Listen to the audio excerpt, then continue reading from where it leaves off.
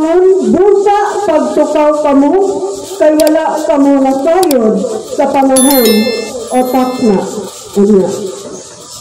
Actually, ang ato ang passage mga igsoon magsugod sa verse 1, nagahisgot kining magitungod sa sambingay sa napulo kadalaga.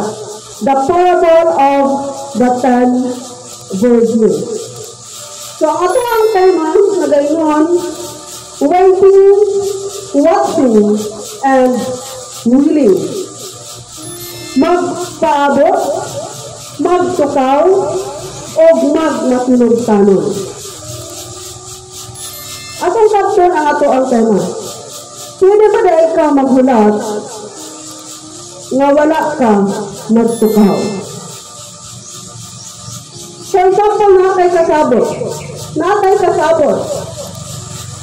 Mulakaw taon ng alas 3 sa kaadlawon. So, kabalo na ito nga alas 3 sa kaadlawon ng atong lakaw. So, before ang alas 3 maabot, unsa tuhaton?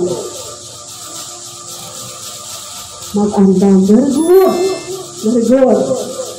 So, pag-abot sa alas 3, siyempre, makatagpilaw mo ka o makatulog ba?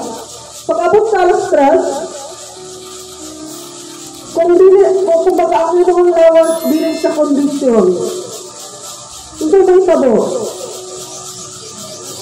Di ka kamata o di ka madayon. So, willing. Pwede ba rin ka maghulat kung dili ka willing? Pwede ba rin ka magpaabot kung dili ka magsinugtanon? Pwede. Sige daw. Pwede ka maghulat kung dili ka willing. Dili ka magsinugtanon ka lang. Bahala na. Kung muabot. Kung magkita, magkita.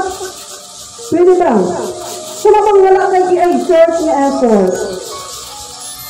Butang na to, naatay, si pastor ang mag-single ganito. Butang na to si pastor, naatay ka-LDR. Butang na to si pastor. So, pwede na yung magulat pastor nga, wala kay bimong action. Pwede. Kinahanglan, doon na tayo himuon. Doon ay actions na involved. So, kung atong on, ato ang passage gikan sa verse 1, kung doon naman Biblia din ha, palihog, bata akong natong tanan, aron akong pagasgutan. So, Matthew chapter 25, verse 1 down to 13. Basahon na to. At the time, the kingdom of heaven will be like 10 virgins who took their lamps and went out to meet the bridegroom. 5 of them were foolish, and 5 of them were wise. The foolish ones took their lamps, but did not take any oil with them. The wise ones, however, took oil in the jars along with their lamps. The bridegroom was a long time in coming, and they all became drowsy and fell asleep. At midnight, the cry rang out, "Here's the bridegroom, come out and meet him." Then all the virgins woke up and filled their lamps. The foolish ones said to the wise, "Give us some of your oil. Our lamps are going out." "No," they replied. There may not be enough for both of us and you. Instead, go to those who sell oil and buy some for yourself." But while they were on their way to buy the oil, the bridegroom arrived. The virgins who were ready went in with him to the wedding banquet, and the door was shut. Later, the others also came. "Lord, Lord," they said, "open the door for us." But he replied, Truly I tell you, I don't know you. Therefore, report because you do not know the day or the hour. So kini mga igsoon sambingay sa napulo kadalaga, gipakahisama niini ang gingharian sa langit. Gipakahisama din mga igsoon kung unsaon nato pagsunod sa gingharian sa langit. And this talks about the second coming of Christ. Ano ba ito pang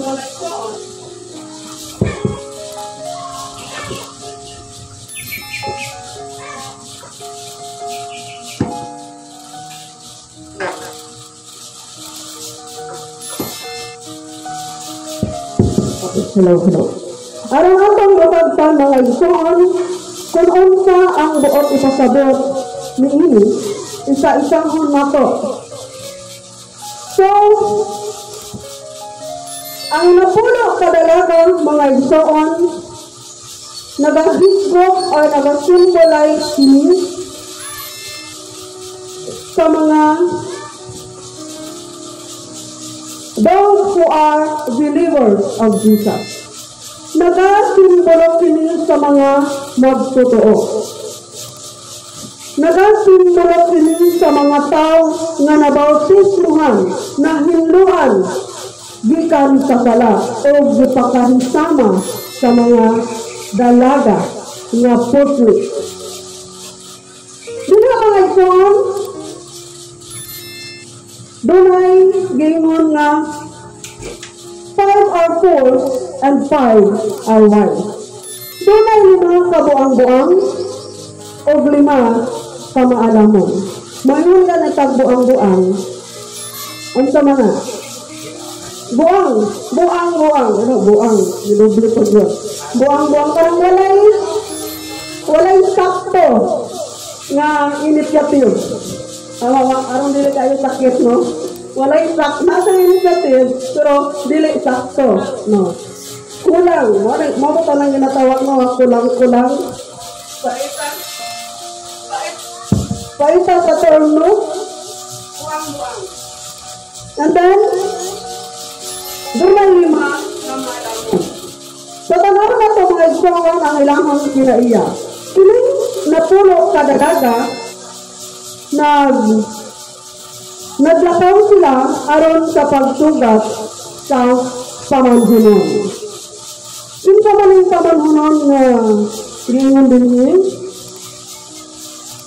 si Jesus. He will be our bridegroom. So, ang buong asapin na ito ang scenario. In ancient time, ang wedding, ang kasal, mag-take na siya of weeks to celebrate. So, ang ilang ang pagsugat sa fiesta, mao ang pagsugat sa pamanhunon. So, doon ay si-assign mo, ginatawag na ito nga bridesmaid. Sa ito ang time karon na ito tayo mga bridesmaid, no? Kung kaslon. And then, ito, sa unang panahon, ang mga bridesmaid, na sila yung mga lamparang nga bitbiton. So, usually, mag-start ang wedding feast hapon or gabi. So, katong talang bridesmaid, na sila yung mga lamparang nga bitbiton, kay aron, inigabot sa pamanunon, inigabot sa pamanunon, inigabot sa pamanunon, ang katong bridesmaid, mga abay, mo ko ang mugayad sa pamanunon ngadto sa iyang pangasawunon. Kumbaga, mo ko siya ang mugay together with their lamp. So, ang nagtabo, dito sa napulo ka bridesmaid, ang 5 nagdalag extra oil. Kung sa ito ang time karon nagdala og extra nga gas. Ang 5, ang mga buang-buang, wala nagdala. So, sa ilang pagulat, nalangan man ang pag-abot sa pamanhunon. Na-delay. Tanaw na to ang verse 5. No? Na-delay ang pag-abot sa pamanhunon. So, tanan sila, katulgon, gipangduka, o nakatulog. Muna sa mga senaryo. At pag-abot sa tungang gabi, siguro mga 12 or past 12, dito pa naabot ang pamanhunon. O tanan sila ng mata. O dito napansin, nabantayan sa mga buang-buang na kulangon ang ilahang oil sa ilahang suga.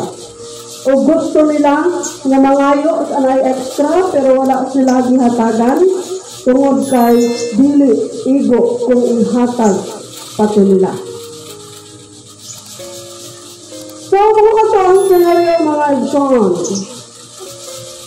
ito na ito ang vocabulary. Sama sa akong gingon kaganina, ang katong 10 virgins na okadto, ang mga magtotoo, mga sumusunod ni Kristo, kung kinsa mga nahiluan na gikan sa sala.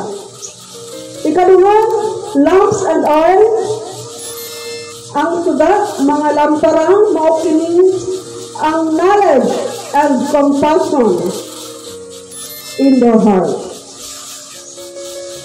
Suga, lampara mo kato ang kahibalo nga naang sa ato ang kasing-kasing. Or it is the teaching of Jesus and the faith we have. Ang oil, mao pa na ang mga tudlo o mga pulong sa Diyos nga maoy sikaranan sa ato ang pagtuo. Midnight ang panahon nga naabot ang panahon, it is unexpected hour. Unexpected hour of significant event. Kumbaga, wala na mo damhaba, wala na mo gi-expect na mauday ng orasa moabot. Siyempre itong gabi, napapaday moabot sa imuhang kumbaga, intentionally. Napapaday mo manuktok sa imong pultahan intentionally, not emergency. Tungang gabi, manuktok, pastor, magkapitan, 12 midnight.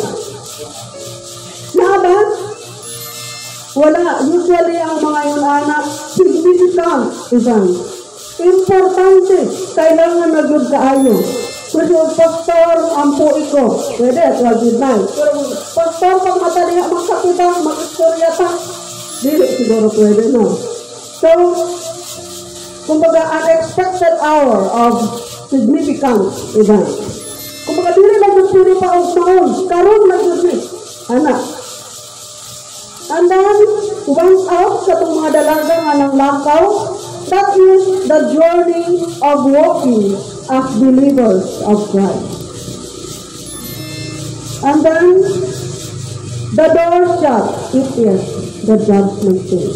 So, kung atong kanto mga igsoon, ang napulo ka mga dalaga, napulo ka mga magtotoo, kung makadilin taang may maglibog, don't be specific on the numbers. Kaya matod sa mga commentary, ang number there is no significant value.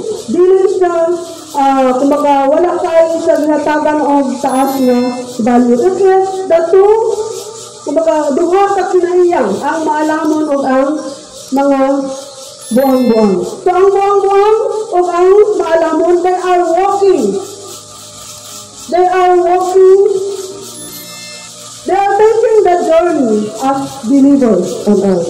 So, kita mga Kristohanon, mga sumusunod ni Kristo, kabahin sa rito sa ginatawag nga napulo sa mga dalaga. And, unsa unsa man ang kinaiya sa napulo o sa 5 kadalaga nga buang-buang. Kailangan ako rin sabton. What it implies? Unsa man ang gusto niyo ipaabot sa atoa nga mga readers nining maong passage. Sa matong panahon, there is only two things kung asa nagkapareha sila. In verse 6. Basta mo na ito ang verse 6. Dumay. At verse 5. Verse 5. They all became drowsy and fell asleep. Ang buang-buang o ang maalamon ng mga dalaga, pareho silang giduka o nakatulog. Okay.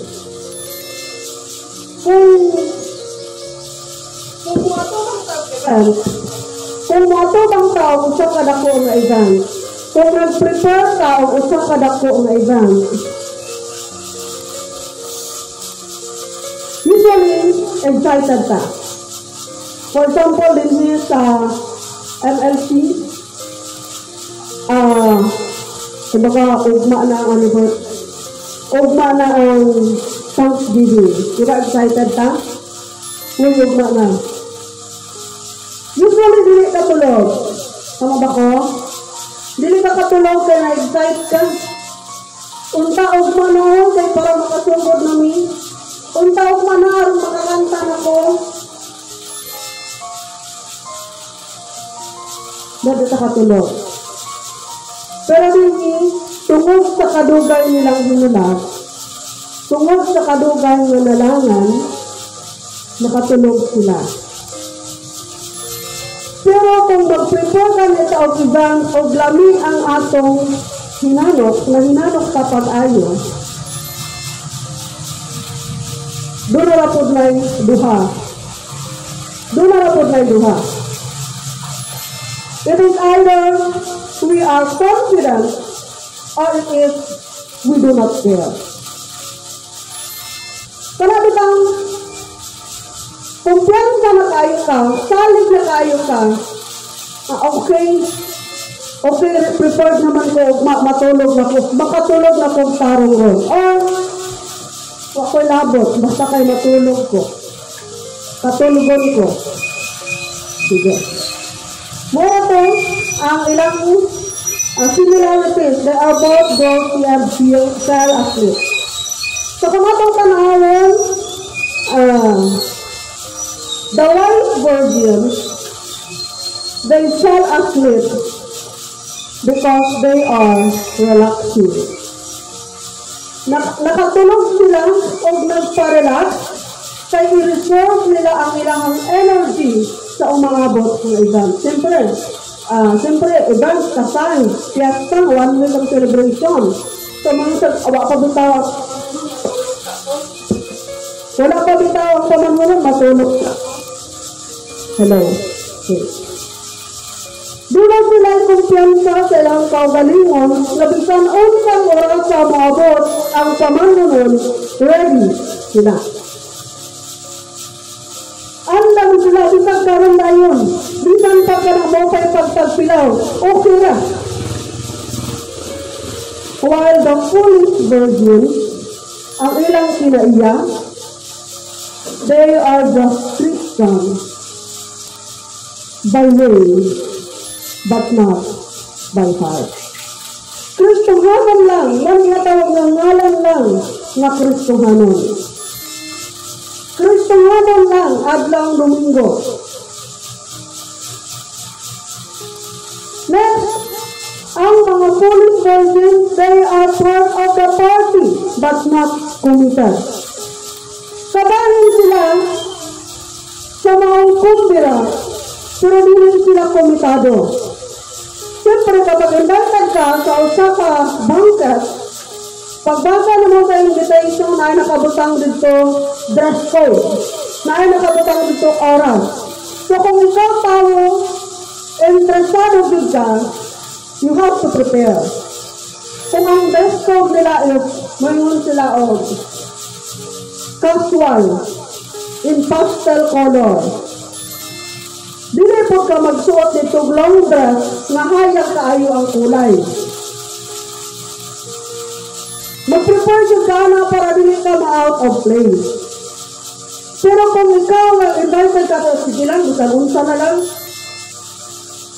dili ka committed. And ang mga police virgins, sila itong mga ginatawag na ito nga full-anon. Dugaya, oy! Tingnan na na, usually. Dugaya, mga manggawali, oy! Mapulaan. Dugaya sa tanan, oy! Mapulaan. Dugaya, mga po, oy! Lagot ko, hindi na ko magulat. Tugsa ko. And their lamp went off. Tungod kay napulaan, wa na ganon ang ilang suga na palo. And remember, ang lamp, it symbolizes the knowledge and compassion in our heart. Maokini ang kahibalo o ang ato ang paghigugma sa ato ang pamanhunon mao si Jesus Cristo. And if the love went out, ang knowledge na nakakanato nawala, asa naman tayo? Kung sa'y mahitabo, mawala dyan ka sa pasin. Sa mga termino pa, natalang, nahisalaan, and unexpectedly, nibalik ang Ginoo. Kaya mo man ang buhat sa pasabot. Unexpectedly, samtang nag-insulta sa ato ang pagkalimot, sa ato ang kahibalo, nag-insulta sa ato ang paghigugma ng kalibutan, unexpectedly, naabot ang atong ikaabot. Kung sa atong pagmata, dito na ito na-realize, dili man di ay ego, ang lana sa atong lampara. And you are not able to assist, to accompany the groom to his bride. Kaya mo, nilakaw pa man tamang ni tao, lana. Pag-abot sa pamanhunon, dili na ta, kakuyog niya. Klaro tayo na din sa maong versikulo. At mao ka na ang senaryo unya sa pagbalik sa ato ang buhi nga Dios. Ang pangutana, asa man ta dito sa lima? Nasa tunga. Usahay, buang-buang, usahay, maalamon. What if pag-abot sa Ginoo nata sa stage nga buang-buang? What if? Wala kang katang mangitag tiga, mangitag lana. So, kinahanglan, unsay ganyan na din ha sa verse 13. Unsay ganyan sa verse 13? Busak, gitapos ni Jesus ang sambingay sa pag-ingon.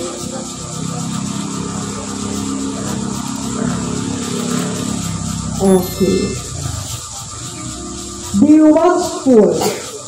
Keep watch because you do not know the day or the hour. Wa takabalo kung kanusa o sa unsang pamaagi. Either balikan ta o kuhaon ta. Isa may kalangan sa balikan. Siyempre kapag iniwan, babalikan. Pero kung kuhaon ka diya. Okay, when I say kuhaon ka, basin di ay. Kuhaon na sa Ginoo ang iyahang ipahulam sa atoan. Nga nasa sa stage na dili tawagi. Ano? Yan ang nag-istok ng tawag second coming. Kaya nga nung nabay first coming, na? Usahay, maligog ta. Kayo ka naman mo, wala kayo introduce sa ato when Jesus comes to us first. Kanong kaman hayang first namin. It is sarihang nabot siya sa kalibutan in a form of man. It is, He came down to earth. Iyang gisalikwan ang himaya o mamahimo siyang usa ka tao. He came to the world, He came to the earth as man. In a form of bata. Kabalitaan na, no? Kaya mga message usually pag Christmas party. And as He came to the world as a man, He came as a sin offering. Niyadto siya sa kalibutan aron mamahimong redemption sa atong mga sala. Isip bayad sa ato ang kapakyasan. Ngayon po, He is sinless. What would say sala? Pero iyang gibayaran ang atong mga sala pinaagi sa iyang kamatayon ngadto sa cross.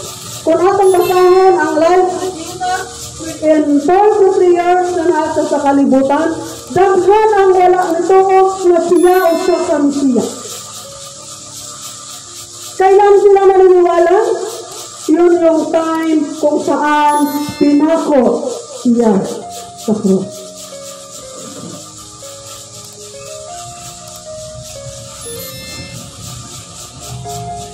Kailangan pag-amhin sa kalibutan isip o sa mortal man. Ang iyang accomplishment give us trust and redemption from our sin. Gihatagan kita niya o kasiguruhan, gihatagan kita niya o kapahulayan gikan sa kalisod, gikan sa mga kasalanan, sa iyang gibayran kini dito sa cross. And that accomplishment, ang buhaw sa sala nga mo nag-separate ka nato gikan seryoz na buhatan og tulay. There is bridge between us and God. Kaya tungod sa sala mga igsoon, ang tao nahimulag gikan sa presensya seryoz. In the book of Romans, nagayon din ha, walay si bisan kinsa, walay bisan isang nga matarong. For all have sinned and come short in the glory of God. Ang tanan nakasala o nakabsam sa himaya sa iyo. Therefore, sa pag-abot ni Jesus Christ, kita na-reconcile. Napasig-ulit kita ngadto sa iyo.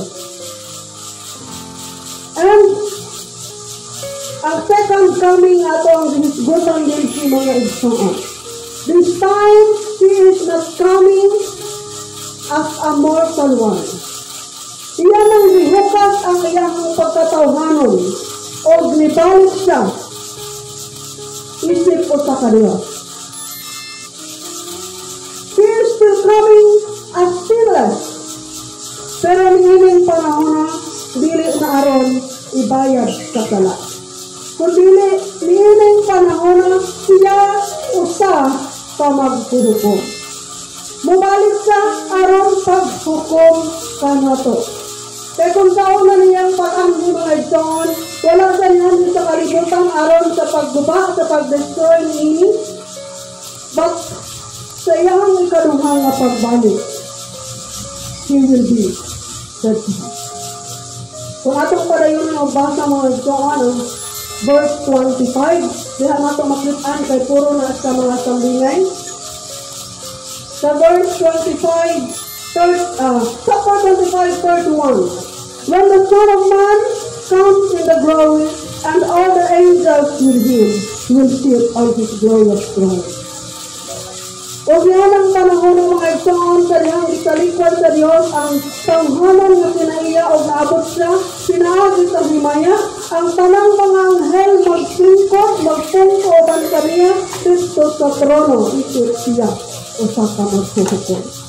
And that is the time kung asang ang pultahan sa kumbira sirado na. Bisan pa kung saan na ito pagpanuktok mga igsoon, wala na yung panahon. Kaya unsa ang itubag sa Ginoo?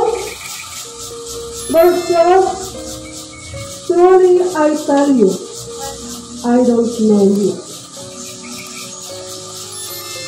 Wala ako makaila kanino.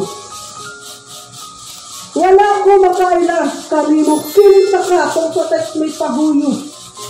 Huyo. Diba? Pero mga igsoon, kung sa atong pagpaabot, nagtukaw kita, nagpaabot ta, nagtukaw, o nagmatinog tanon. Nindot unya kaayo ang greeting ng atong madungog.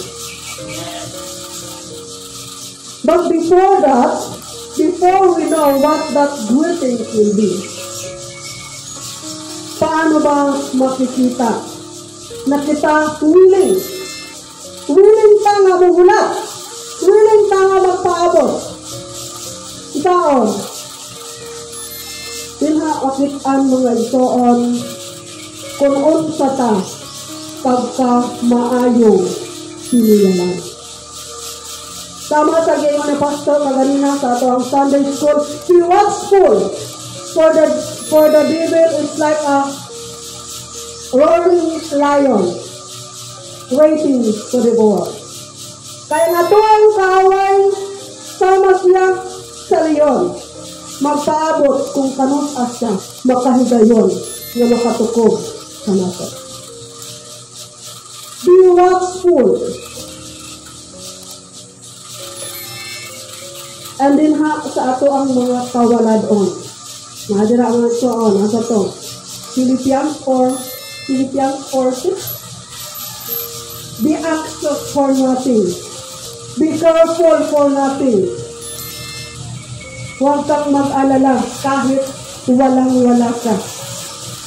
But by prayer and supplication with thanksgiving, let your request made known to God. Sa panahon nga luya kaayo ka, sa panahon nga walang-wala ka, mo ang panahon kung asa magmatnon ka, magtukaw ka. Sa panahon nga gitapon ka, mo ang panahon nga dapat magkumi ka.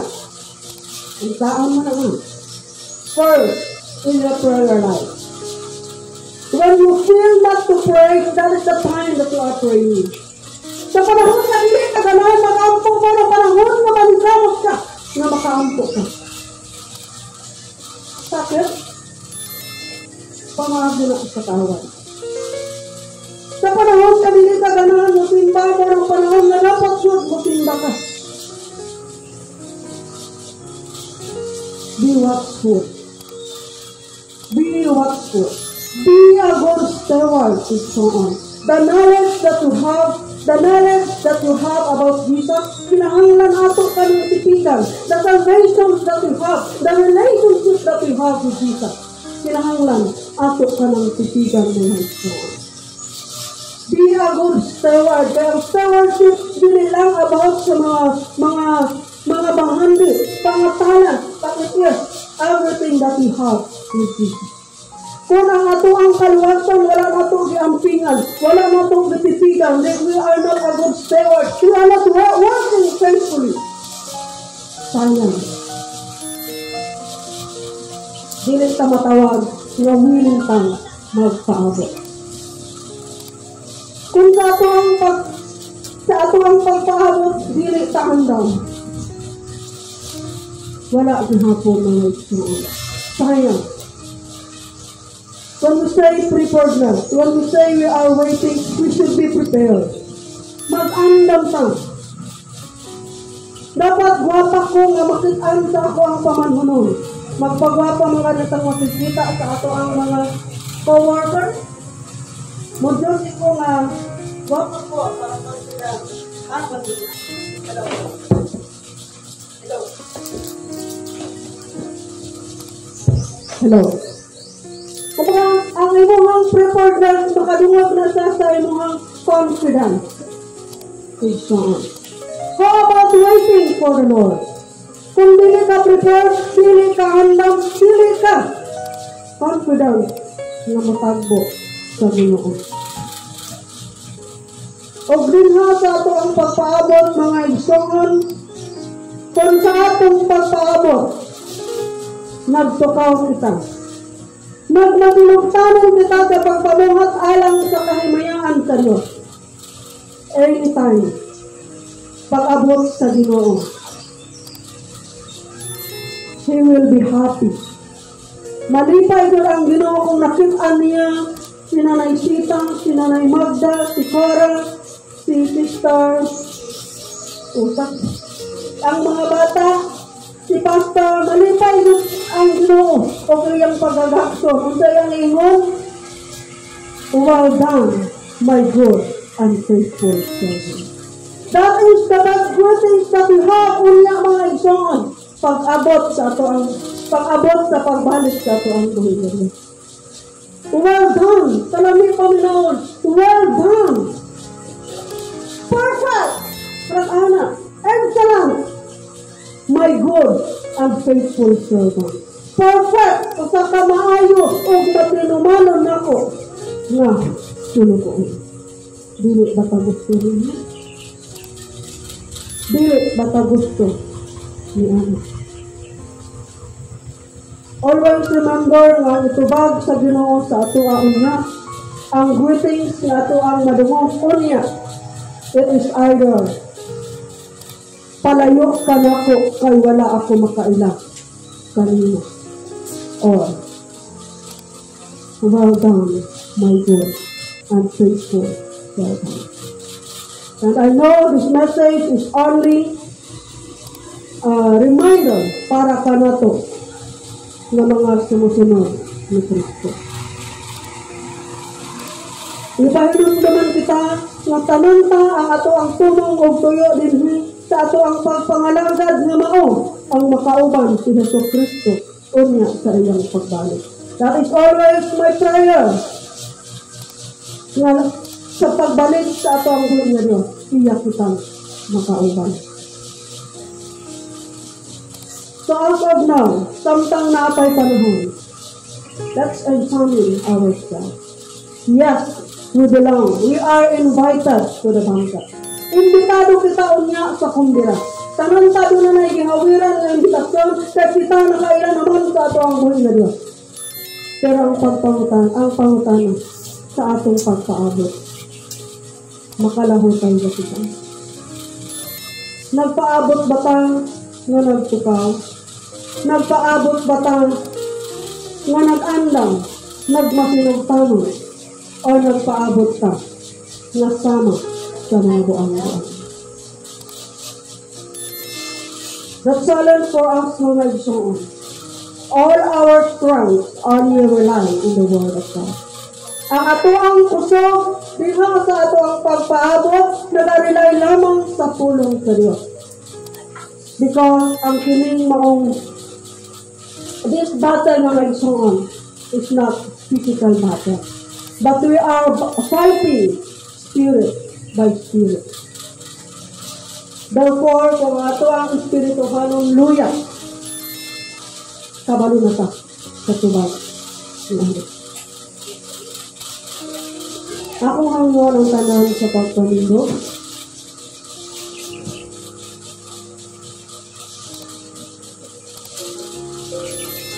Sinukobi ang mohang kaugalingo. Kupi ang kamatuuran na ikaw imbitado sa kumbira nga giandam. Sa kumbira nga giandam nga mao ang pagbalik sa ato ang buhi niya. Kupi nga ikaw usa ka luwas na kay imo nang gidawat ni Jesu Kristo. Dinha sa imong kasing-kasing isip imong maniluwat. And always remind yourself that it is only the grace of God. coming of Jesus, kita nakalabang sa bungang sa mga sala. Kita nakalabang sa bungang sa kamatayan. And the second coming of Jesus, maukini ang panahon na aron kita pagahok mo. Maupa na ang ato ang gikahinam-hinaman gipaabot o sa atong pagpaabot makalahon tayo makita. Kaya ba nato magtukaw?